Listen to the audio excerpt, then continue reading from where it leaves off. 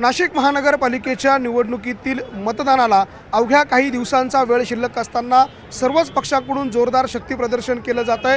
नाशिक महानगरपालिकेच्या प्रभाग क्रमांक 3 मध्ये शिंदेंची शिवसेना आणि अजित पवारांच्या राष्ट्रवादीच्या उमेदवारांकडून जोरदार शक्ती प्रदर्शन केलं जात आहे। या प्रभागामध्ये राष्ट्रवादी काँग्रेस पक्ष अजित पवार गटाचे नेते अंबादास खैरे हे स्वतः निवडणुकीच्या रिंगणामध्ये आहे आणि त्यांच्याकडनं आज बाईक रॅलीच्या माध्यमातून मतदारांपर्यंत पोहोचण्याचा प्रयत्न केला जातोय।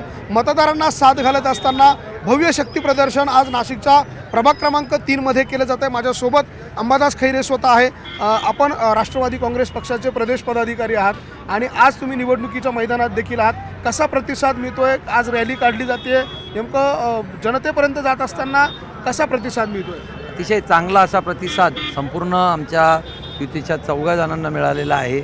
आम्ही शिवसेना व राष्ट्रवादी युती म्हणून या प्रभागामध्ये पूर्ण शहरामध्ये आम्ही लढतो आहोत। अतिशय चांगला असा प्रतिसाद इथं प्रभागाच्या नागरिकांकडून आम्हाला मिळालेला आहे। त्याचप्रमाणे शहरात देखील इथं शिंदे सेना असेल, शिंदे साहेबांची शिंदे सेना असेल, अजितदादांची राष्ट्रवादी असेल, ही देखील आम्ही दोघं युती म्हणून लढतो आहे आणि अतिशय चांगलं असं वातावरण आमचं युतीचं आहे। त्यामुळं नक्कीच या नाशिक शहराच्या नाशिक महानगरपालिकेवर आमच्या चौघांसह जास्तीत जास्ती युतीचे उमेदवार निवडून येऊन आणि नाशिक महानगरपालिकेवर युतीचा झेंडा फडकल्याशिवाय राहणार नाही। नागरिकांचा प्रतिसाद कसा मिळतोय? लाडक्या बहिणींचा प्रतिसाद कसा मिळतोय? शिंदे साहेबांची सभा नाशिकमध्ये झाली, तटकरे साहेब येऊन गेले, त्यानंतर काय वातावरण बदललं? अतिशय चांगली अशी सभा, उत्कृष्ट, तुम्ही बघितलं असेल, तुमच्या माध्यमातून सर्व लोकांना पण बघितलं आहे। अतिशय उत्कृष्ट आणि प्रचंड अशी सभा ही युतीची झालेली होती। तिथं एकनाथजी शिंदे साहेब होते, आमचे प्रदेशाध्यक्ष तटकरे साहेब होते व इतरही सर्व मान्यवर होते। त्याचप्रमाणे आदरणीय भुजबळ साहेबांचा आम्हाला सर्वांना आशीर्वाद आहे, दादाजी भुसे साहेबांचा आशीर्वाद आहे। त्यांच्या मार्गदर्शनाखाली आम्ही सर्वजण अतिशय चांगल्या पद्धतीने इथे प्रभागामध्ये काम करतो आहे।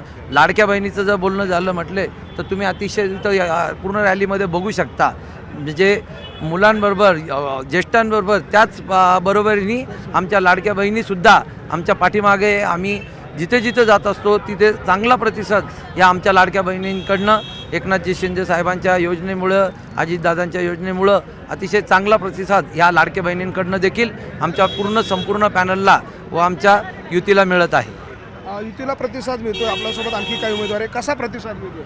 खूप चांगल्या पद्धतीने प्रतिसाद भेटतोय। मायबाप जनता सगळ्या शिवसेना आणि राष्ट्रवादीच्या युतीबरोबर आहे असं एकंदरीत वातावरण वाटतोय। सुशिक्षित मतदान असो, चांगले व्यापारी असो, ते सगळे लोक यावेळा पूर्ण शिवसेना आणि राष्ट्रवादीकडे डायव्हर्ट झालेले असं तुम्हाला वाटतं? काही कसा प्रतिसाद मिळतोय? आज बाईक रॅली काढताय, शक्ती प्रदर्शन करताय, प्रतिसाद कसा आहे? ॲक्च्युली आम्ही शिवसेना व राष्ट्रवादी युतीचे 4 उमेदवार आहे। महिलांचा आणि आमच्या बंधूंचा खूप चांगला असा प्रतिसाद आम्हाला भेटतो आहे।